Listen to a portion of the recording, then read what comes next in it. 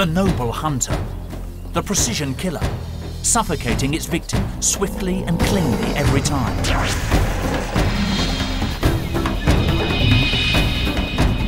But is this squeaky clean image of the king of the beasts really true? We track one pride that goes in for a messier kind of killing, sometimes digging straight in, eating prey alive.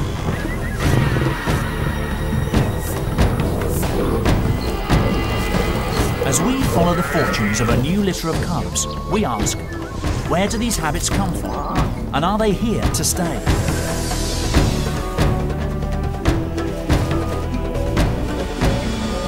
Is this typical behaviour, or will we write them off as lions behaving badly?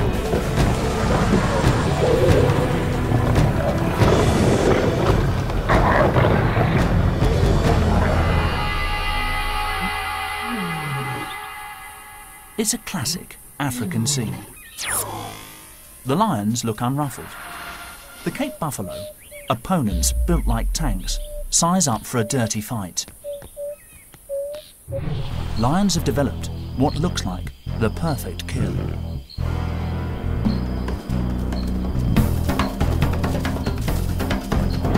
They've got combined power of the pride to bring down these giants, custom-built jaws to crush the windpipe, the kiss of death, quick and clean.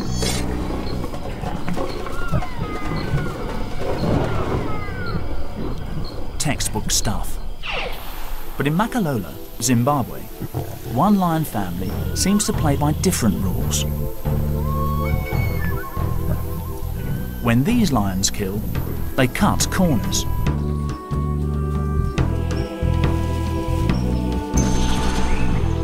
Right now, one-year-old cubs swell the pride's numbers. Unusually, 7 of the 8 babies are male. Could this be a clue as to why this pride hunts the way it does?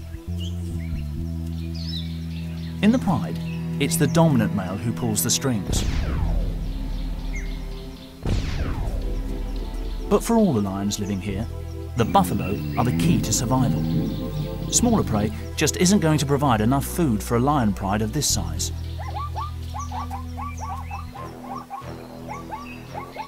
There is one sister to the 7 brothers. Born to Laduma, the senior female, Evie's future looks rosy. All she needs to do is copy mum. But Laduma is set to have a harder job training her sons in the art of the kill.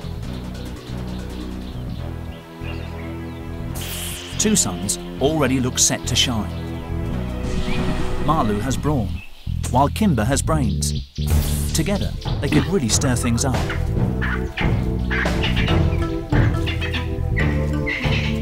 But first, and crucially, the youngsters must learn to hunt. Their days in the security of the pride are numbered. They hang out with the top lionesses. Our first insight into how this pride does business. Mardi, identified by a radio collar, is often on hand as a second mentor to the cubs. This is on-the-job training, and Mardi also acts as a backup to her sister Laduma during attacks. When hunting, they're the ones the cubs will need to watch. At all other times, it's the pride male, Pamwi, who keeps the family members in line. At 180 kilos, more than twice the weight of a man, he demands respect, even from the oldest lioness. If he senses a challenge, things could turn nasty.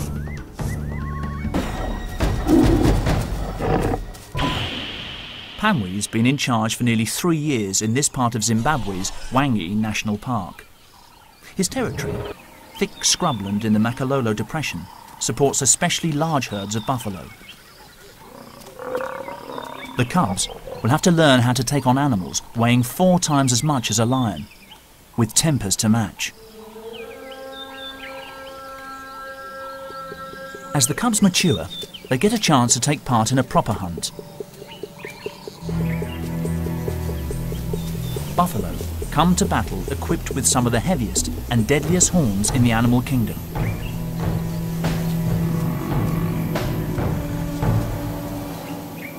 Lesson number 1. Know how to pick the easiest target. When the largest buffalo close ranks, the herd is almost invincible.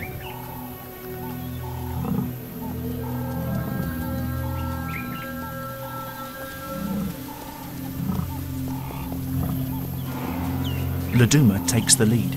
She's always up front. But how will the rookies react to the buffalo front line?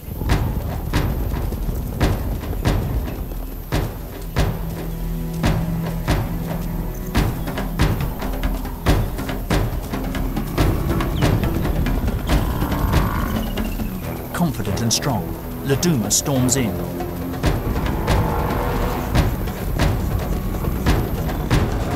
She's got a calf in her sights. The two boys approach from the flank.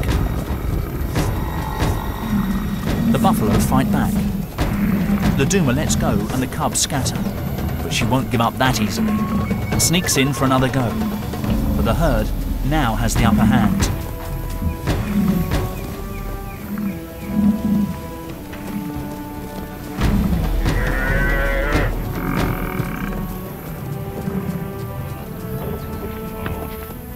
The cubs' first practical lesson ends in a reality check. What went wrong? It all started well. Laduma grabbed her chance. A calf, isolated when the herd panicked. But her sons and the rest of the pride failed to back her up in time. This gave the buffalo the chance to regroup. In the end, the lions were outmaneuvered by their prey. Strength in numbers and team play won the day.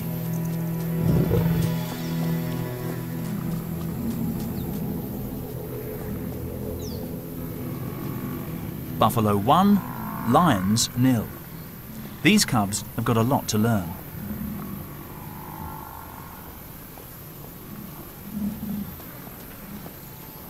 The buffalo calf has too.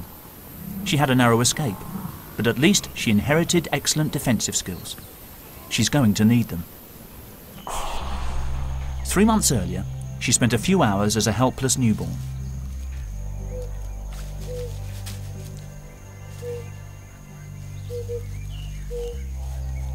Still wet with afterbirth, she struggled to her feet and within days joined the safety of the herd.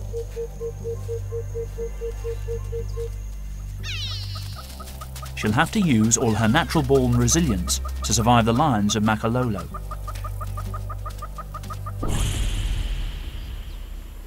It's the driest part of the year, and the pride has got used to waiting for easier meals. As animals fall victim to thirst, hunger and exhaustion, the lion's darker side seems to emerge.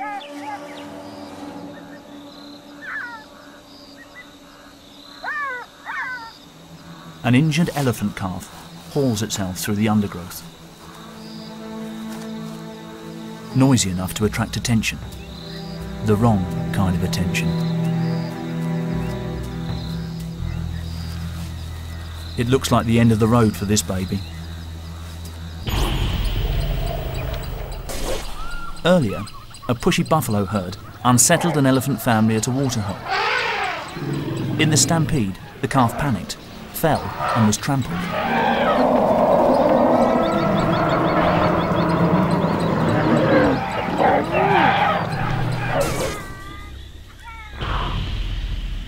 It was left for dead, but on broken legs, it spent the intervening hours dragging itself towards cover. It's in no state to defend itself. Usually, we'd expect lions to suffocate their prey by clamping the victim's windpipe before they tuck in. This is the first time Laduma's sons, Marlu and Kimber, have encountered a situation like this. What will they do?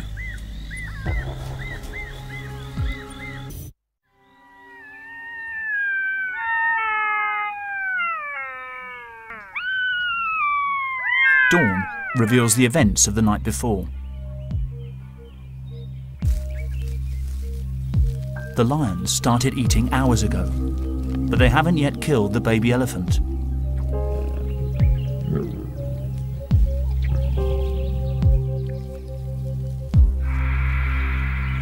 Although still alive, it barely moves. Trauma has probably pushed it into a semi-coma.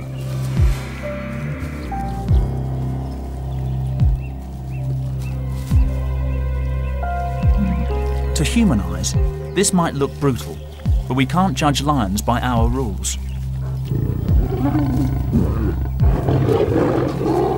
Young cubs like Evie, Marlu and Kimber must follow the ways of the pride. They just copy their elders.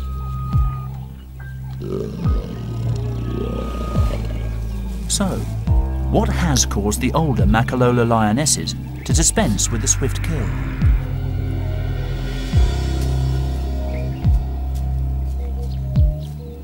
Maybe the clue is in the victim's behaviour. This baby elephant didn't put up a fight. It's a quick, clinical kill only necessary to subdue a struggling victim. The calf died sometime later. But the pride's movements after this might reveal what's behind their unusual behaviour. They left and returned to the carcass several times. To leave a meal unattended like this suggests they don't have rivals for their food.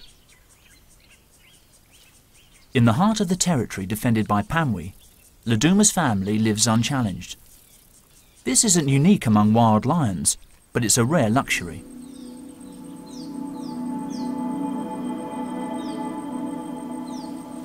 Laduma knew that the baby elephant couldn't escape. With no pressure to be